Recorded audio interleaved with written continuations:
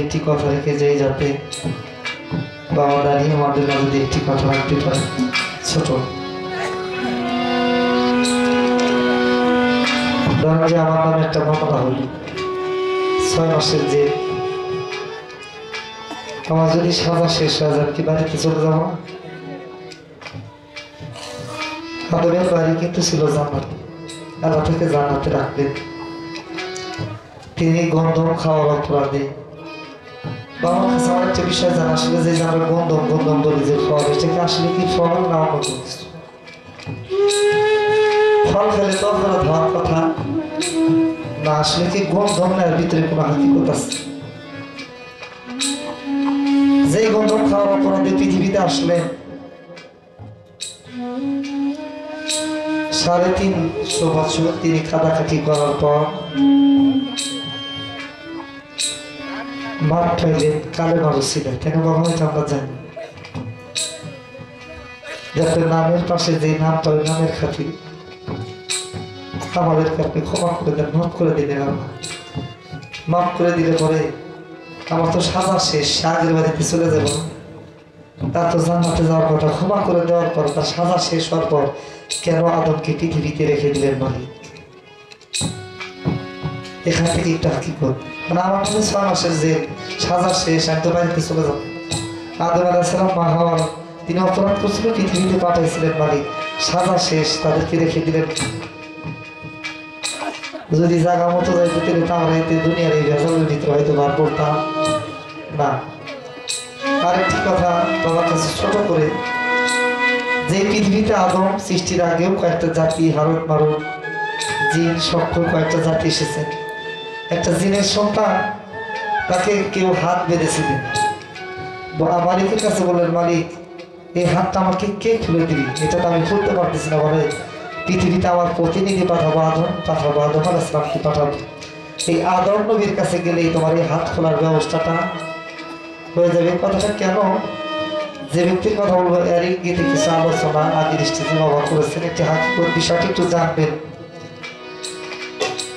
আদম আলাইহিস সালাম পৃথিবীতে তাশরীফ আনার পর, আগমন করার পর ওই জিনের সন্তান আসবে, হে আদম আল্লাহ তো বলছে যে একটা প্রতিনিধি আসবে, নবী আসবে, তার কাছে গেলে হাতটা খুলে দিতে পারবে। তারপর আমার হাতটা খুলে দেন। আদম আলাইহিস সালাম বললেন এটা আমার দ্বারা খোলা সম্ভব না। পরবর্তীতে যে নবী আসবে তার কাছে যাবে, এভাবে ঈসা, মুসা, ইব্রাহিম, নূহ, এভাবে আস্তে আস্তে হযরত মুহাম্মদ মুস্তাফা সাল্লাল্লাহু আলাইহি ওয়াসাল্লাম শেষ পর্যায়ে আসলেন। বলেন নবী গো আদম আলাইহিস সালামের কথা বলেছিলেন, তারপরে কত নবী গেল, 1,40,000 পয়গম্বর গেল, কেউ তো আমার হাতের বাঁধনটা খুলে দিতে পারেন নবী গো, আপনি তো শেষ নবী, আপনি যদি না খুলে দেন তাহলে তো আমার আর উপায়। আমার দেহের নবী বললেন যেটা আমার দ্বারা খোলা সম্ভব না। পাশে যে একটা ছেলে খেলা করতেছে, একমাত্র ওই পারে এটা খুলে দিতে। আদম নবী পারলো না, যিনি আল্লাহর প্রতিনিধি খলিফা, শেষ নবী পারলো না, হ্যাঁ এই বাঁধনটা খুলে দিল ওই ব্যক্তিটাকে, এবং তার হাকিকতটা একটা আপনি আমাদের মাঝে তুলে ধরবেন। আমি ছোট করে আরেকটি কালাম রেখে আমি বসে দেবো, সারারাত্রি গান করলাম, হয়তো আমি কথা অতটুকু প্রচার করতে পারি না, কারণ বাবার সাথে গান গাওয়াটাও একটা চিন্তার ব্যাপার, যে আমার কোনো কথায় যদি বাবা কষ্ট পেয়ে যায়, বেদবি হয়ে যায়, কারণ আমার জন্মের বয়স আর ওনার গানের বয়স অনেক কাছে একটু বেশি। উনি আমার গুরুজন বাবা, যদি আমার কোনো কথা কষ্ট পেয়ে থাকে সে যেন আমাকে ক্ষমা দৃষ্টিতে থাকে। বিশেষ করে আমাদের টাঙ্গাইলে যতগুলি শিল্পী, আমাদের সুনীল কাকার, আমাদের জসিম বাজান, এরা আমাদের মাথার মুকুট, এরা দুইজন এখন পর্যন্ত আছে। এই জন্য আমরা বুঝতেছি না তারা কেমন মালিক। আমাদের কিন্তু একটা গার্জিয়ান আছে, এরা যেদিন সেবা জানা ঠিকানায় চলে যাবে ওই দিন আমরা উপলব্ধি করতে পারবো যে তারা কি আমাদের মাঝে ছিল। ছোট করে একটি গান আমি তুলে ধরছি।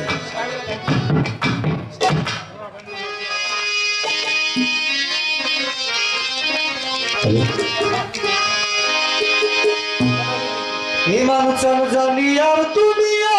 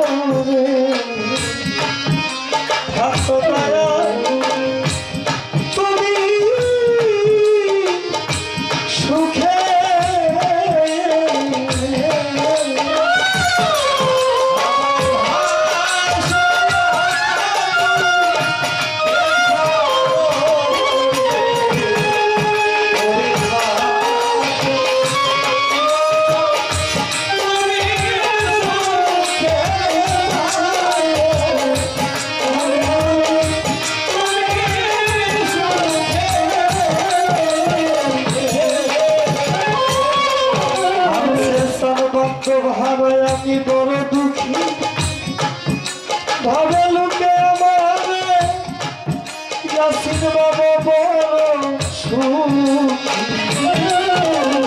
আমার ব্যথা বুঝে তুমি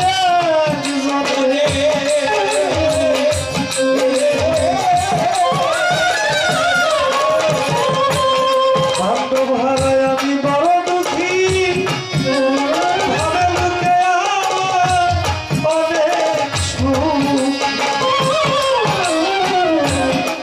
বিশ্বাস আমার ব্যথা বুঝে দুই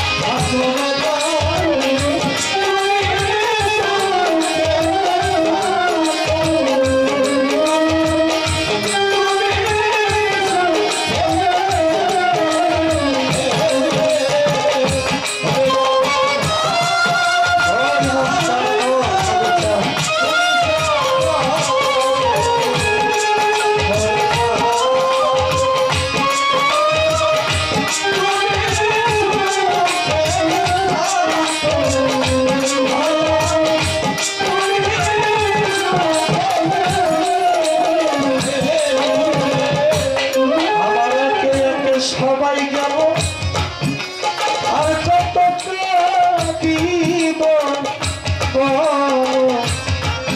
বুঝলাম সুখ নাই পারে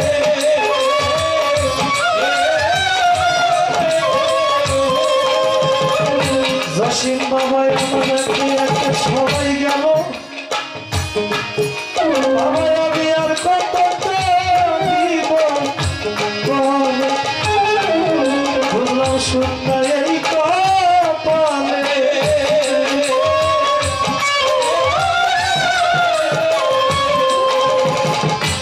ইমান চান আমার সুখে বসর